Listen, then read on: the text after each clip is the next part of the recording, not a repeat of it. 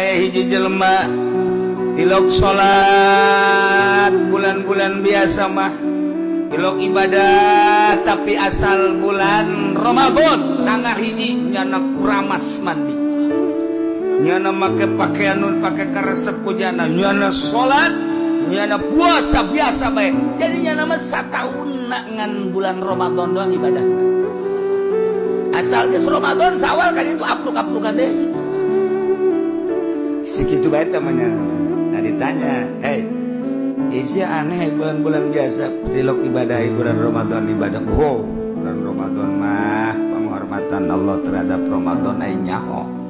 Ngadenge aing ti kiai-kiai. Mantak aing sok mabok Ramadan tutup. Aing sok zina Ramadan mah henteu aing mabokana mangis. Tilok salat aing Ramadan mah salat. Geus pokona mah aing mah pokona Ramadan bae sakitu doang. Aing membungah jasa Allah ngahampura ka umat nu kumaha bae di jero bulan Ramadan. Nah, Allah teh ngahampura manya aing geus dihampura teu bungah. Mantak aing membungah jasa ku aya bulan Ramadan lantaran penghormatan Allah pinuh ku rahmat pinuh ku magfirah. Aing mah yakin bahwa aing dosa-dosa aing sataun ku Ramadan beak kabeh. Eta hebat jasa jelema teu kebal pae di bulan Ramadan.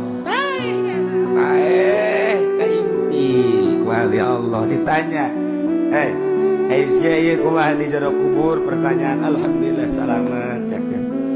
Jadi penghargaan ti Allah geus dibere surga nu bener sia eta sebab boga amal naon amal bungah doang kulantaran nyana nyambut bulan suci Ramadan disambut song-song ku nyana jeung nyana siap melaksanakan ibadah di jero bulan Ramadan ta eta teh langsung di kuburan bisa ngajawab di akhirat geus bisa diakeun surga. Geus bejaan ka urang lembur. Bejakeun ka urang lembur cak kiai ge di Cilongok geus bulan sajen malos ada kapruk-kaprukan ge. Asal Ramadan bae kitu geus. Geus kitu bae geus bukan apa. Pokona sia bebas asal Ramadan geus bebas. Bener kan bisa kiuci tanyakan gitu gak juga kiuci nggak pokoknya bebas gila mantap jasa masya Allah sebenarnya alhamdulillahirobbil